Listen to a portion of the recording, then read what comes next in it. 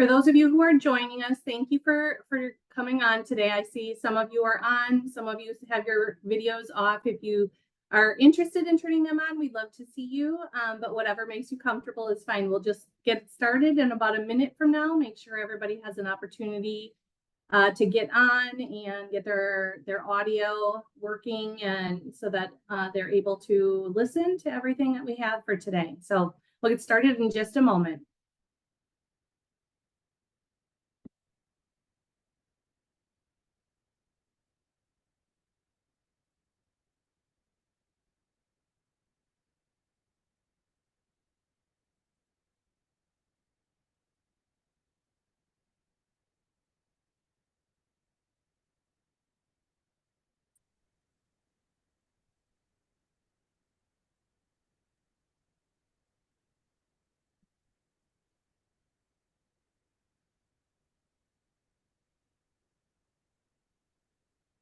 Well, thank you everybody for joining in. I see a couple people are still jumping on, so you haven't missed anything yet if you're just getting everything set up.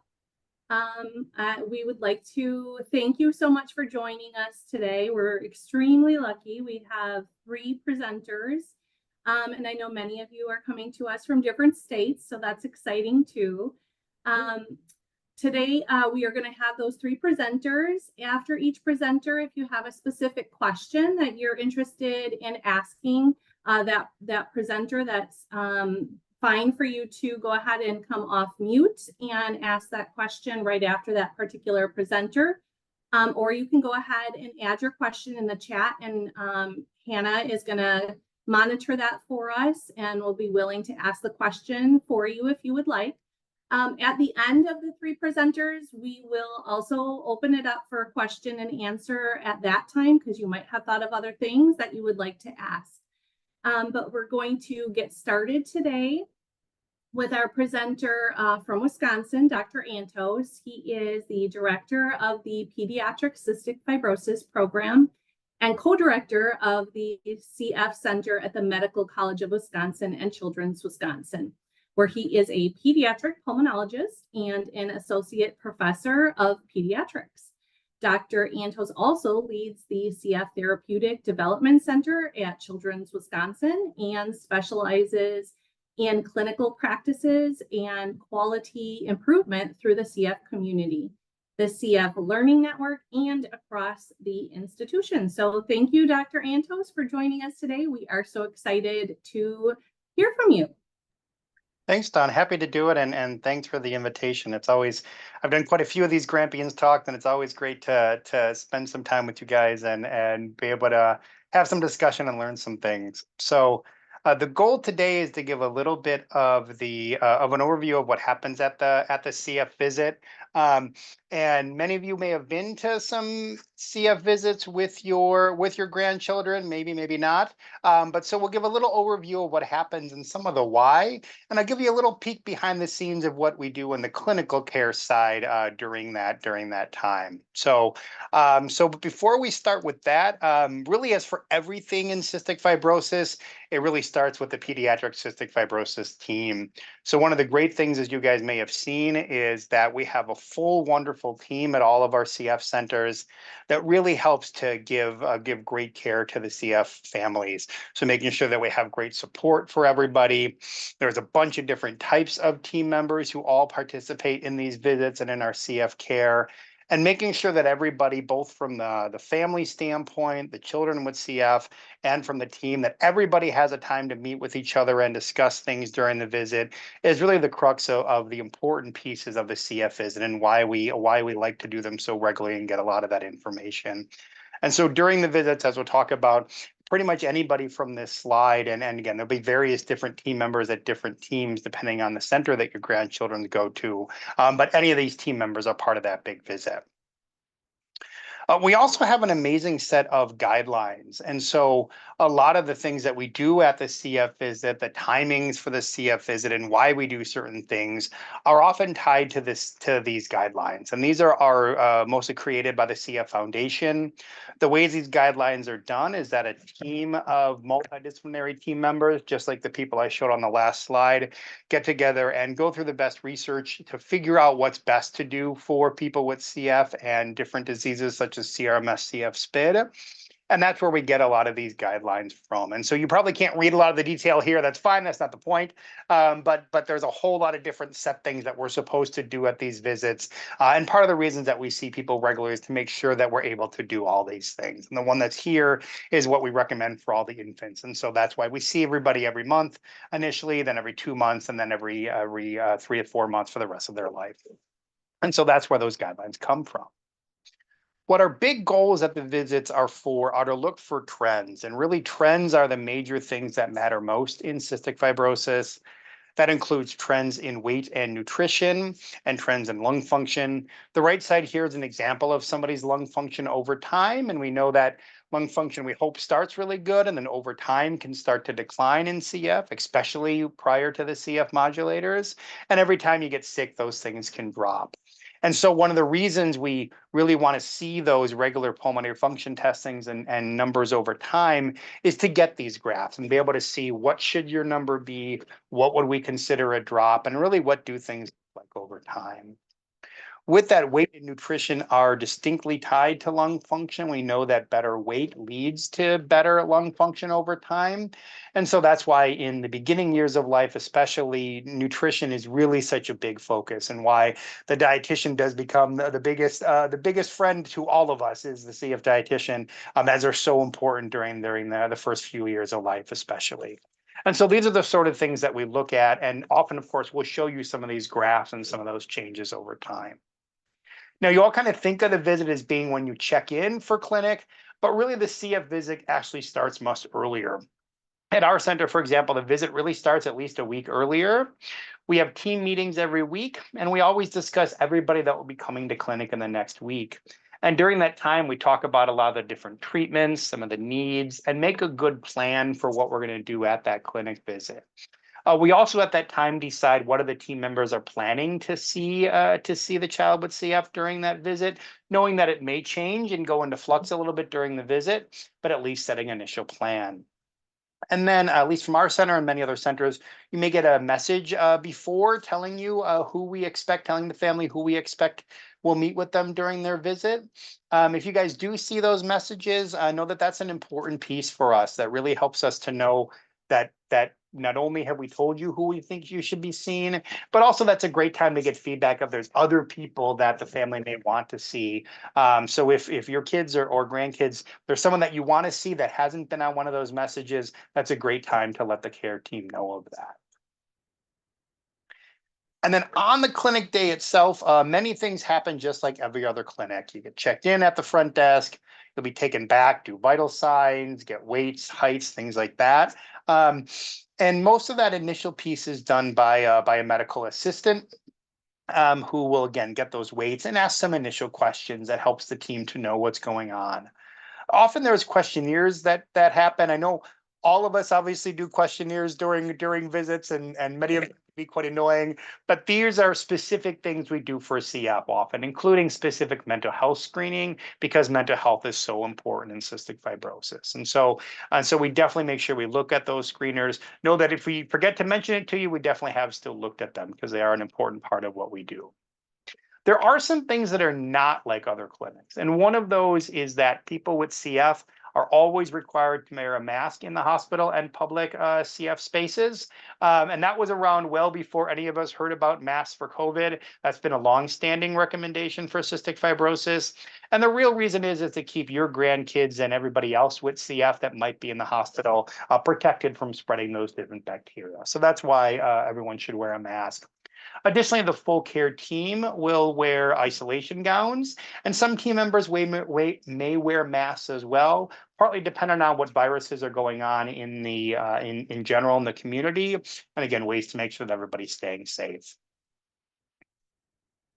Another thing that's different is that at all the visits, older children get breathing tests called pulmonary function testings or PFTs done. And so generally right away, before the visit even starts, often the pulmonary function technician will make sure to take the child back to the PFT lab. The lab itself, if you haven't seen, looks kind of like this. There's a glass box that's there, and in there is the machine that the children breathe into, and that's how we get our pulmonary function testing. There's a variety of different things that we look at on those tests, but the main thing is that picture on the top right there is seeing how much air the child can force out right away in 1 second, what's called the FEV1. And so when you hear the care team or your grandkids talk about their lung function, their PFT or their lung numbers, that's the number that we're really talking about.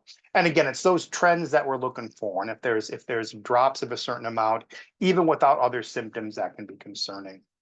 And so that's why it's a very important part of that regular visit.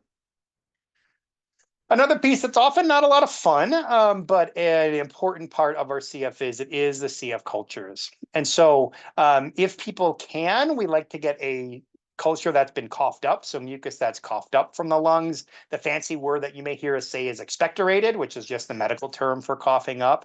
But most kids really aren't able to cough up things, and especially now as people are healthier with CF, many people are not able to cough up. And so we often have to do a throat swab. The goal of this is to try to see what bacteria is in the airway. And again, the one at the back of the throat is catching what's in the throat, but whatever is in the throat should also be in the lungs in CF or may also be in the lungs in CF. And so that's why we do those sort of cultures. We do those for two specific reasons. One is to, just like those trends we talked about, is to see what kind of baseline bacteria there are. Know that every time we do a culture, we grow some sort of bacteria. It's just a matter of what those specific bacteria are and how significant they are. Most of the time we use that information to know that when kids are sick, it lets us know what antibiotics we should use and what antibiotics may not work. There's also some bacteria, including specifically one called Pseudomonas that you may have all heard of, that is a more significant bacteria that if that one's grown, we treat it no matter what. And so that's why even when people feel good, we make sure that we get that culture, because a lot of times you don't have symptoms, and catching that bacteria is the first way we can try to prevent things from happening and getting worse long term. Then during the rest of the visit itself, a variety of team members come into the visit, and that'll partly depend on you and your child and grandchildren's needs. What's some things that we need to focus on? The team members make sure they see everybody at least once a year. At some CF centers, that's done as one big visit. At many places, it's spread throughout the year. It kind of depends. But really, the main goal is to make sure that the right people are seeing the people with CF and families at the right times. And as I'm sure you already know, and is well beyond the time we have today, CF affects a whole lot of the body in different parts of the body. And so that's partly why we have this whole different team members to make sure that everybody and everything that we need is being addressed. The other big reason for all these team members is to make sure that really we're providing the family and you guys with the support that everybody needs. So to make sure that we've discussed some of the costs of medical care, making sure we talked about sustaining daily cares and how we can do treatments and some of the side effects and needs for these other medications. So we try to do this as a whole team. Sometimes there will be a little bit of duplication where some people may ask similar questions, but that's partly done on purpose, knowing that we all have different pieces that we get from that information. Now I'll show you behind the scenes a little bit of what it looks like for those of us in the workroom in cystic fibrosis. And so behind the scenes, the team sits in, at least our team, this is our workroom behind there. And what we're doing in the background during the visit is as each person goes in, that tracking board there on the right, that's Kendall, our dietitian, who's moving the tracking board there. That has all the people on it. And so that lets us know who's in what room, who's seen what patient, and kind of who's on deck. What we also do is every time someone comes out of the room, we give a little sign out to each other to let each other know this is what we found, this is our thoughts, and something that someone else may need to talk about. And so there's some of that banter in the background of making sure that again, hopefully to try to do less duplication, but also make sure that we all follow up on pieces that we need to discuss. We also then can change things if we need during the visit. So often we'll call an audible as it is and decide that someone else needs to go in or someone else needs to go first. And so the plan and the piece of the visit constantly changes during the time in the background as well. So some important things for the CF visit in general. We love to have a list of questions. And so encourage your kids and grandkids to bring a list of questions for us. That's great. Don't be afraid to ask questions. And that's a very important piece. As we've talked about, CF affects pretty much everything in the body. So if it's weird, we want to hear about it. If it's something, if there's anybody's questionable, we definitely want to hear about it. So don't be shy to make sure that we know about it.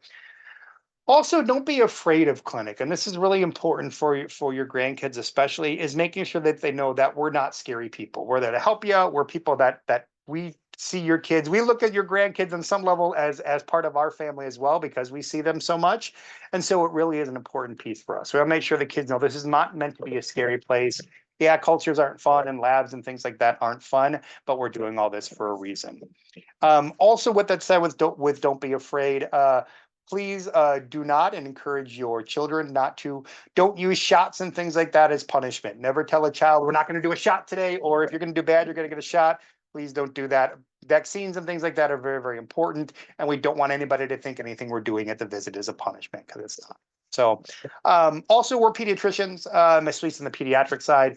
And so if your grandchild's wiggly, that's fine. You don't need to apologize. We know how kids are. Many of us have kids ourselves, so we're definitely used to that. And the main important thing with the CF visits is that we're really all here to help support you, your family, and your grandchildren. And although the visits can often be very, very long because of the number of people and things we need to talk about, we're all doing that for a reason, to make sure that we're getting everything and providing the best care that we can. So thank you, and thank you especially for your time and for coming to clinic and all the great things that you do for your grandkids. Thank you so much, Dr. Antos. That was wonderful. We'll just open up the floor. If there's anyone that has a question before we move on to our next presenter, you can go ahead and take yourself off mute. I did get one question. How does information from these visits get to the patient registry? Oh, that's a great question. So for those of you who don't know, pretty much everybody who's in CF gets enrolled in what's called the Cystic Fibrosis Patient Registry. And that's a gigantic database from the CF Foundation that brings in information from all the CF centers across the country. How information gets in there is, so at one of the early CF visits, the families will get approached and told about the registry and consent to be in the registry, meaning say it's okay to be in the registry. And then someone called the registry coordinator at each site will put the information into the registry. So who that is depends on the center. At our center, it's one of our research coordinators who's that registry coordinator. And say they'll go back and review the information, and then that's put into the big secure database. The registry itself is important for a few reasons. Partly because we actually use that clinically. So at most centers, that review meeting I mentioned before the visit, we go through the information from that registry so we can look to see where people are at, and it's a great way to bring together all that information. So most of the teams use it clinically. The other thing is that truly the CF registry is one of the major reasons why we have a lot of the fantastic medications, modulators, and outcomes and recommendations that we do today, is because we have that big registry. So there is some work going on trying to connect our medical record to the registry directly, but that's still kind of in its infancy. So it's done directly by team members. Great, thank you. I think someone else had a question, but is on mute. I had a question. I don't know if it's me or someone else. Go ahead, Beth. Dr. Antos. Yes. Wondering how quickly you get the results of that culture that you take from the mucus that they've coughed up. Is that done right at the clinic? So it's done at the clinic. No, so the result itself, it takes generally about a week and a half, depending. It used to take a little bit longer. Now the technology's changed, so it's often a little bit shorter. But it's about a week for us to get that culture result back. For people who use MyChart, please note that also those results are automatically released directly to the family. So you may see a culture or something that seems interesting that we haven't told you about yet. That's partly because it gets released to us the same time it gets released directly to the family. So just keep that in mind as well. So especially when something weird pops up at Saturday night, there may not be somebody around to review it at that time, for example. So Thank you. there's two other questions. Yeah, Kent, go ahead. Yeah, is there a time when those clinics share information between themselves outside of that registry? Yeah, there can be. We always do that when if people have consented to that, so said it's okay to do that.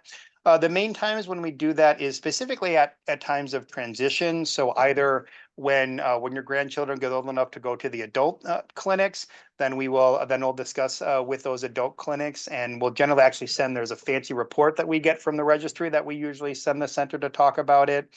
And then also, if people are moving, or if people end up at an emergency department or other places like that, or they're in college and end up at a separate clinic, those are times when we talk about it. But a lot of the health centers now, the electronic medical record now actually is connected at a lot of the sites. And so we can often see a lot of the notes from other sites as well directly. So it depends on the different medical ways. So there are a lot of different ways that we do it. Other sites, though, of note, cannot see information on people that are in the registry at other sites directly. That's something that they can't do. So I can't pull up a patient who is at another CF center, only those that are at ours. And I think, yeah, go ahead. One more. As a child gets older and stronger, do you or do the people at the clinic stress physical activity? Yeah, that's a great question. So, yes, we do. And it kind of depends on, and it's not just when they're older and stronger, but it kind of depends on where you are, how it's done. At our clinic, for example, we actually just had a physical therapist join our team about 2 years ago. And so the last year we've been working a lot on that, having the physical therapist talk more about increasing exercise and activity as part of the airway clearance therapy and part of the general health. And so that's something that we're trying to do a lot more. And especially now as people are feeling better with modulators, we may start talking about weaning down or changing some treatments. Exercise and activity is going to become even more of an important part. So it's always been an important part, but definitely wasn't as actively stressed as it should have been. And that's something that overall in CF we've been trying to increase over the years. So great question. Great. Well, thank you all for the questions and time, and I'll still be here around if there's other questions or things in the chat as well. Thank you, Dr. Antos. I'm excited to introduce our next speaker to you all. This is Lynn Leiber from our beloved Pediatric CF Care Center in Toledo, Ohio. Lynn is a registered dietitian, a proud grandparent herself, and she'll be taking you through the steps of what a visit to the dietitian looks like for a child with CF at a care center visit. So take it away, Lynn. All right, I'm going to share my screen, or my trusty assistant's going to help me share my screen.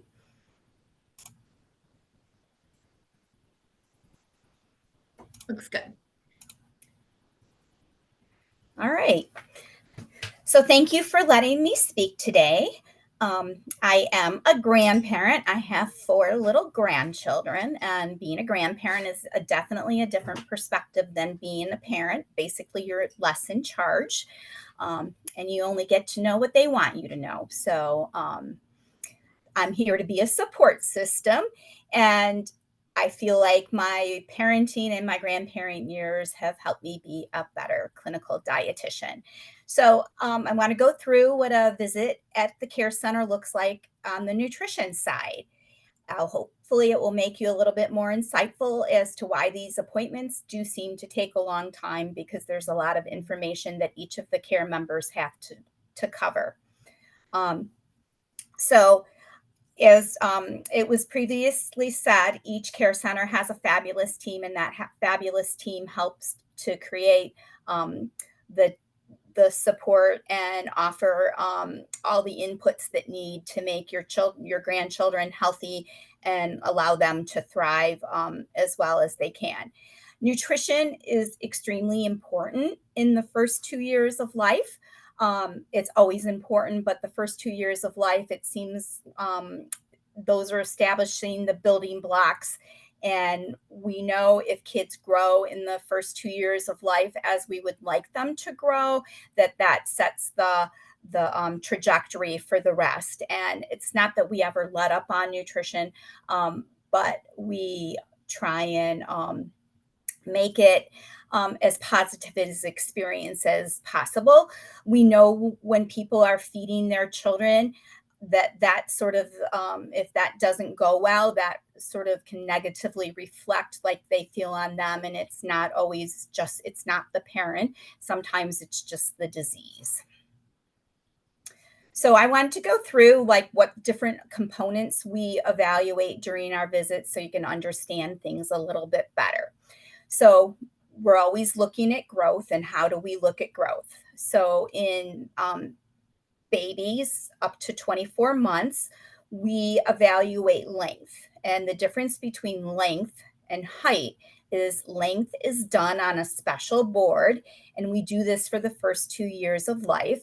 And little ones don't especially appreciate us measuring them because it involves being on a hard surface.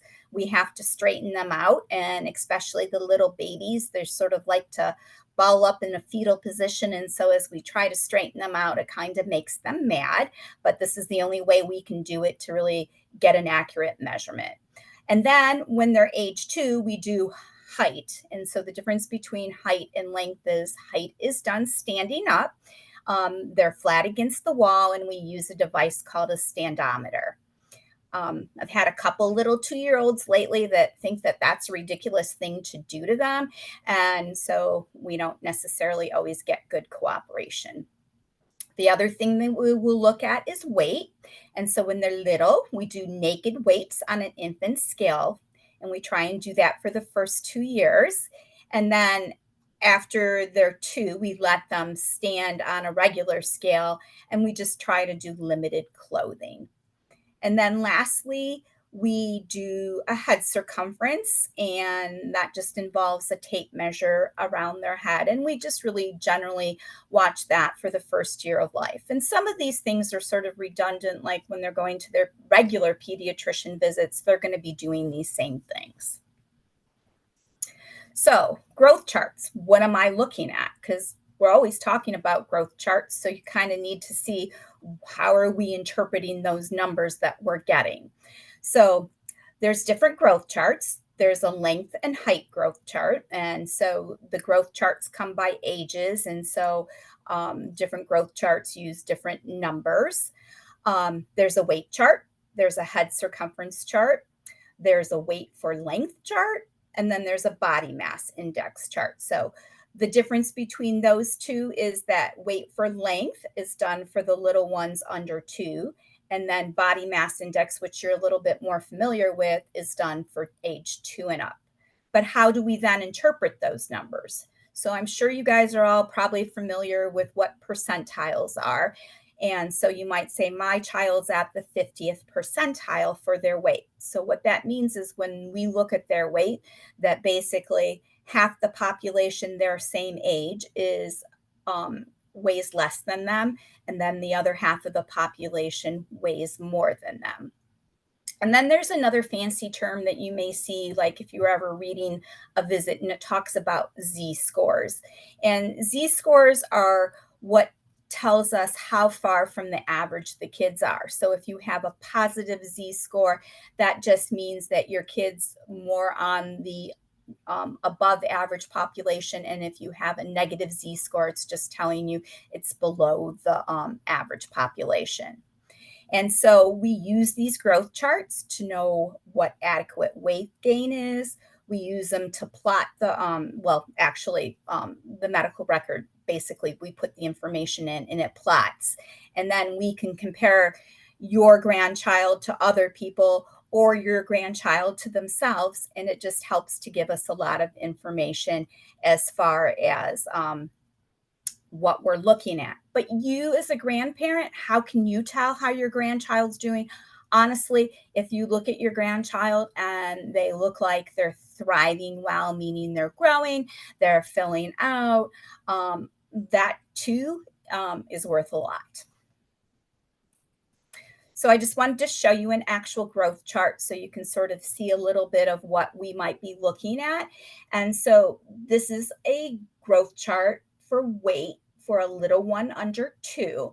And on the left side is the weight in kilos, because we like to talk about kilos in the medical world. On the right is the weight in pounds, and at the bottom is the months. And so every time they come to visit and they have a weight, it plots onto this chart. And what we're trying to see is that they sort of follow one of these major lines on the chart. And so this little one has done really pretty much a great job of staying on the middle of the chart. And so that weight pattern would be very reassuring to us. So that baby is gaining weight as we would want her to. So after we do all of those little things, which we call anthropometrics, and there's some other anthropometrics like measurements that can be done, like measuring muscles or fats, but we do those a little bit less often. Some centers don't do them at all. We review their nutritional intake. And so what those components involve when they're babies, we'll talk about, are they on breast milk? Are they on formula? If they're on either one, how often are they eating? How are they tolerating their feeds? If they're on formula, how is the formula being prepared? What kind of formula are they having? So there's lots of questions regarding that. And then as they move on to food, I would say this is probably one of the biggest areas that differ from what you and I might have been used to when our kids were little. Foods are sometimes introduced a little bit later. The form of the food is sometimes a little bit different. There's something called baby-led weaning, and baby-led weaning, like, you're not really necessarily using like pureed food. So for example, instead of giving your baby a pureed jar of carrots, you might offer them a cooked carrot that's soft in an appropriate size so they don't choke, that they actually feed themselves. We talk a lot about introduction of foods that are potential allergens like peanut butter and eggs, and we want to introduce those early so that we've found if babies are introduced to those foods a little bit earlier, that seems to be protective in helping them becoming allergic to foods, because food allergies are rampant and we haven't really figured out what the root cause is, but we have been learning that introduction of certain foods early does seem to help. And then foods are not necessarily introduced in the same order as that we might have introduced foods to your baby. I know when mine were little, it was like cereal was the first food. Sometimes cereal is the first food, sometimes it's not. So those are just little tidbits to remember. And then as the child gets older, we often do a 24-hour recall, because that helps us to, I'm sorry, I went ahead too far. The 24-hour recall just can give us a wealth of information. How often is the child eating? What are the barriers at meals? What kinds of foods do the children prefer? Maybe what are some things in their diet that we think that they could change a little bit that would be a little bit beneficial? Then we have to look at their enzyme intake. So about 90% of our cystic fibrosis kids are what we call pancreatic insufficient, meaning their pancreases don't put out the enzymes that they need to help break up the food and digest it. So enzymes are introduced pretty much from the day of diagnosis. And there's a variety of enzyme brands. So what your grandchild is on might be different than when somebody else's grandchild is on. So the variety of enzymes include Creon, Zenpep, Pancrease, and Pertzy. And particular brands are often a provider choice. And so that's why one might be on a little bit different. And occasionally brands are switched because of intolerance or not gaining weight well.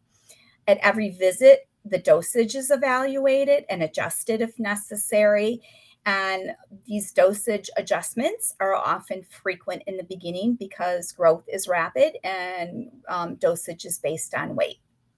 It's very important that enzymes are given appropriately, meaning at the beginning of the meal and in an appropriate food. So the reason that we frequently give enzymes in applesauce is it's an example of an appropriate food. We don't want those enzymes to start breaking down until they get to past the stomach into the small intestine. And if you gave them enzymes on a food that isn't appropriate, it can start breaking down, and then it's not going to be able to be as helpful when it's ingested. And if a child, it's been more than an hour since the child has eaten and they're hungry again and you're going to feed them, they are going to need another dose of enzymes. That dose might be a little bit different. We have meal doses and we have snack doses. So you can see how all the care of these things can get to be pretty confusing. And the only foods that don't require enzymes are foods that are pure carbohydrate. Generally, and that's because that the saliva in your mouth contains an enzyme called amylase that helps break down carbohydrates. So just by eating the food, the saliva in the mouth will help break down those carbohydrate foods. Then almost all of our patients, once again, if they're pancreatic insufficient, receive special vitamins that are made for cystic fibrosis. What makes a vitamin special for cystic fibrosis? It's got the vitamins that the kids have trouble absorbing, which are basically vitamin A, vitamin D, vitamin E, and vitamin K. And those are what we call our fat-soluble vitamins. And the CF vitamins are special as in that they're in a form that's more easy for the CF patient to absorb. Children need their CF vitamins daily. And it's best that they take these CF vitamins with their enzymes. In the era of modulators, it is improving the absorption of vitamins. And so there are some kids that with the modulators, we're seeing a little bit less need for CF vitamins. The vitamins are best given with enzymes. We usually give them in 2 divided doses. But if compliance is a problem, we'll sometimes just say give the whole dose at one time. Vitamins come in a liquid form, they come in soft gels, they come in chewables, and they come in gummies. And every year, one of the reasons we draw blood out, from the kids is to monitor the vitamin levels in their blood. Salt is something else that we deal with with our nutrition intake, and kids with CF lose salt, so we need to supplement the salt. So in the littles, up till age 6, we're giving them 1/8 of a teaspoon of table salt every day, and that table salt can be divided throughout the day. So different parents give it in different ways. And then from 6 months to a year, that amount of salt goes up to 1/4 teaspoon daily. And once they start taking solid food, we'll ask the parents to salt the food liberally. And that just makes it a little bit easier incorporating the salt. In the summer, if it's extra hot, they're spending extra time outside, they may need a little bit extra salt. We can do that with salty snacks or by maybe drinking something like Gatorade. Once again, modulators are changing how much salt the kids are losing. And so it may be as they get older, they're going to need maybe a little bit less salt in their diet. And then the last thing that I do in my job is talk about poop, all things poop, lots of talk about poop. Because poop tells us a lot and we have to discuss this at every visit. One of the things that we need to make sure is that bowel patterns are normal. So if a baby normally poops 3 times a day and all of a sudden they would stop pooping 3 times a day, we would become concerned. We want to make sure that the stool doesn't have undigested food, that we don't see any grease droplets or other things that would indicate that they are maybe not absorbing things as well as they should be. Anytime a child has belly pain, we want to, or they're acting uncomfortable, we need just to look at it to make sure that it isn't constipation related. So that basically concludes my nutrition talk. Thank you for allowing me to walk you through a clinic visit, and I'm happy to take any questions. Thanks, Lynn. I did have one question that was sent in preliminary. Our 16-month-old granddaughter has a severe aversion to food and was recently hospitalized for 2 weeks because of this. She gets almost all of her nutrition from a G-tube. She is seeing a feeding therapist once a week. She loves to play with food and taste it, but not swallow it. So when she does eat, I don't want it to be empty calories. What are some baby-approved high-fat foods that you would recommend? So a lot of times people like to use sort of some mixture. So avocado, all things avocado are always good because it's a healthy fat. But honestly, when you have a child that has that many food aversions, I wouldn't be too picky on the nutrition thing because we need to work through the problems before we can concentrate on the nutrition. So I guess there would sort of be a hierarchy of needs there. I wouldn't want everything the child gets to be sweet because obviously then their preference is going to go there. So I guess it would be a combination of trying to get things they like, but include some of variety, but like I said, it's kind of a hierarchy of needs and you got to pick your what you're concentrating on. And sometimes you can't concentrate on nutrition because that sort of has to go to the a little bit to the back of the line. Because truthfully, if they're getting nutrition through a tube, they're going to be getting 100% of their nutrition that way.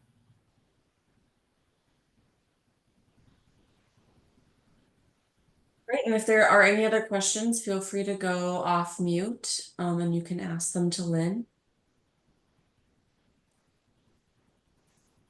I have a question. This is Mary again. And do certain foods or medication cause the child to be hyperactive? Well, that one is, I mean, I would say no to the medication. To the food, there is some thought that some of the additives could potentially contribute to those kinds of things. But that's kind of more like one of those general pediatric questions that I'll probably defer to their primary care physician. Just because I am trying to establish a good relationship with the children and the parents. And if I can get a child to eat and they're getting enough nutrition in, sometimes I'm not always picky about what those components are.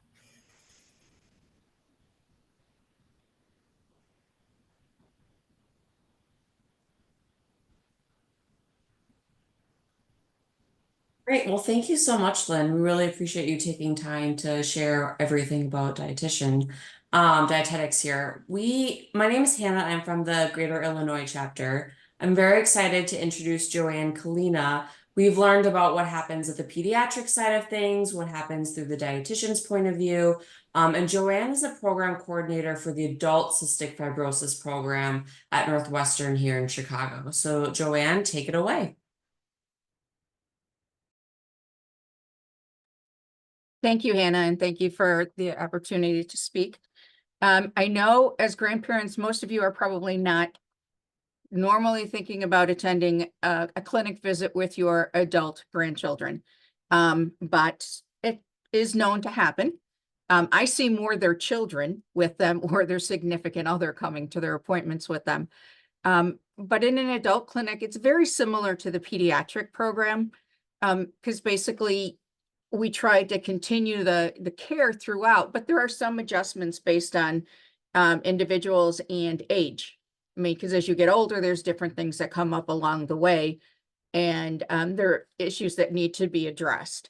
So we start a transition, and that can be anywhere from the age of 18 to 21. A lot of it depends on where that individual is in their life, whether they're wanting to go away to college, graduate from high school, just start working. So usually in that time frame, we'll see most of our patients. And there was a question earlier about sharing of information. The majority of our patients come from our pediatric program, and we work very closely with them. We are part of the same center, so sharing is very easy. we have the opportunity for them to kind of paint a picture for us of the individual with the information from the cystic fibrosis registry. And then also then getting the little kind of quirks that come through from some of the other pieces and members of the team, such as social work, will address. So coming to us, it's very important to learn about those things, about what's going on with them. You know, are their primary caregivers their grandparents? Or, you know, is there somebody else involved? Those are the things we kind of need to know as we come to meet the individual. And usually we'll meet that patient anywhere between 3 to 6 months after we have a meeting together about that individual. And so once we've got them in our hands, so to speak, visits are pretty much the same. We also have a set of care guidelines, but they're pretty much the same. You know, once they get out of that infancy stage where you saw the frequency of how often these babies were being seen, we pretty much follow a routine of patients being seen quarterly, so that we can, and more frequently if necessary, but so that we can monitor their height. In the case of the young men that are transitioning who still haven't hit that age of 21 where they still may come up with a growth spurt. Weight is very critical. And then lung function tells us a lot about what's going on with an individual. So we have pretty much all the same team members. As Lynn expertly described what a dietitian's visit is, it's very similar to that for the adult dietitian. We do a few extra things. We're looking at bone densities. We're looking at oral glucose tolerance test, because we're watching for things that come along with aging, such as osteopenia, osteoporosis, development of diabetes. And you know, when you think about yourself, and I mean, I know for myself, I haven't had a bone density yet because my doctor hasn't determined that it's been needed. But why am I doing it then to a 18-year-old? And that has to do with the fact of the pancreatic insufficiency. There's not the sufficient absorption going on. So working with these individuals and teaching this to them so that they understand why we are doing things a little bit differently and asking some different questions than on the pediatric side. The basic information we're looking for is all the same. I like to say, someone will ask me about how we came to be, how we developed what we do. And I say, you know, I'm actually one of the individuals that started this CF program about 26 years ago.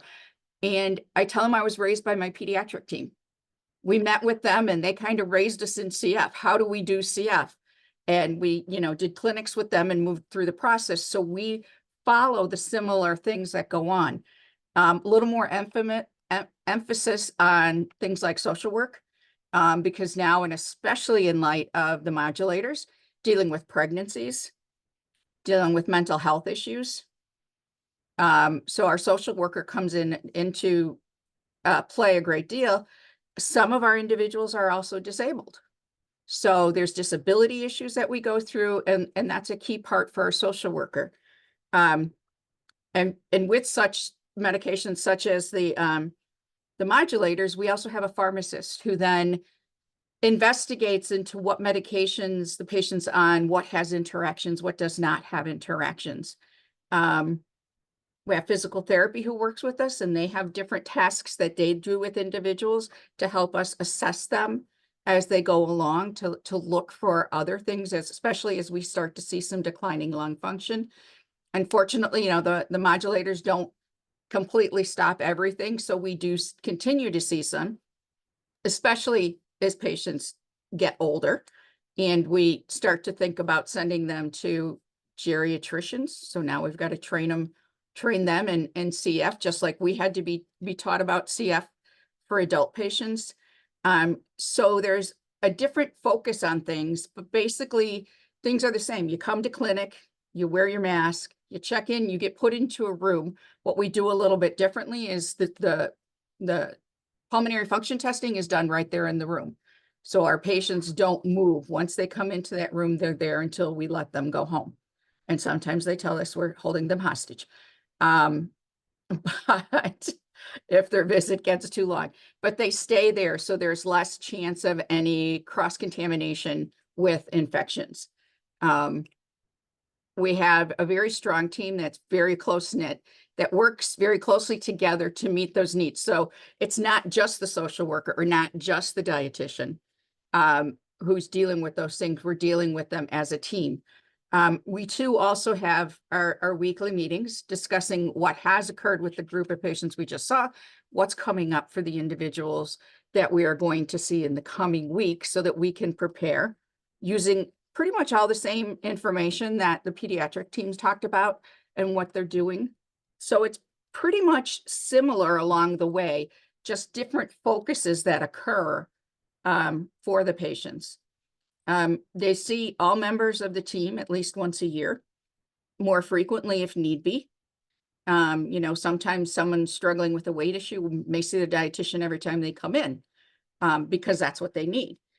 Other folks may only see her once a year, which is fine. We try to make sure that we address what their specific needs are. We also are now more so dealing with other things that other adults experience. We've got pregnancies. We've had some issues with heart disease. As our patient population is aging, I believe my oldest patient is 65. So that actually makes him just a couple years older than myself. So I see what's going on there, and addressing these needs also. You know, heart disease, you have to have this connection with other individuals. So we do have a team of specialists here at Northwestern in all the various departments, so that we can turn to them and reach out and, you know, say, hey, can you give us a hand here? This is what's going on. We'll tell you about the CF part, but in the case of, you know, heart disease, you tell us what the issue is from a heart standpoint, so that we can put our two plans together to make sure they best meet the individual. So we've got a different little realm of things to look at as our patient population ages. I mean, when I started, the median survival was in the mid-20s. We're pushing 60 now. You know, greater than 50% of the population is adults. So it's a totally different world than it was before. And we are working on growing with that and learning more about these things, so that we can meet these needs of our individual. We have opportunities for patients to reach out to us at other times.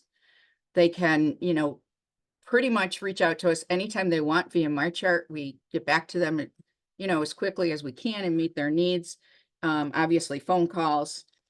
We do have a group of individuals who we kind of rely on. Is they're not an official advisory board that you see in a lot, hear about a lot in the pediatric programs, and mainly because they're all individuals with CF, so they can't get together and meet. But it's a group of individuals who keep contact amongst themselves, and we will send them things. You know, if an issue comes up, or like, this is what we want to do. What do you guys think? Is this something that's going to work for you, you think, or do we need to kind of go back to the drawing board? And then they turn around and give us their feedback, so that we can adjust and make sure how we're looking at something is best addressed for our patients, you know, at the various ages. So it's kind of like a support system, but it's strictly a kind of online type of system that they have. They also, you know, they continue, besides they're just working with us, they've become a very close-knit group of individuals. And then they're there to offer themselves to meet and talk with other individuals who may be having questions or concerns with getting jobs. One request I had the other day was a patient. He said, I'm just starting to date again. I don't know what to do. I'm like, I got the guy for you. So trying to do those things also to match them up with someone else their own age besides us. I don't have CF. I don't know what it's like to live and try and date, but let you talk to somebody who's been through that process or is going through that process, so that they can answer your questions. So the basic care is the same. We just have some different issues to face. But our ultimate goal is always, turning CF into cure found. So if you have any questions? Thank you. This is a question that was submitted earlier. It might be for you, Joanne, but also anyone could answer it. What are additional and new health benefits from Trikafta, and what direction is research going towards finding a cure? Well, research is always going on. One of the biggest focuses right now is the fact that we still have about 10% of our population that doesn't have anything because they don't meet the criteria for the modulators to be effective. So a big chunk of research is being done to see how we can meet their needs and help them hopefully overcome issues to get to the same point that we are with everybody on modulators. But modulator studies are still going on also. Yeah, to echo that, there's now more genetic studies going on as well, especially for those who aren't candidates for the modulators. And then also kind of looking at how the care model that we've talked about today, how that's going to shift in the future as it may appropriately be able to do so. So those are some of the big things going forward. Any other questions? Feel free to come off mute.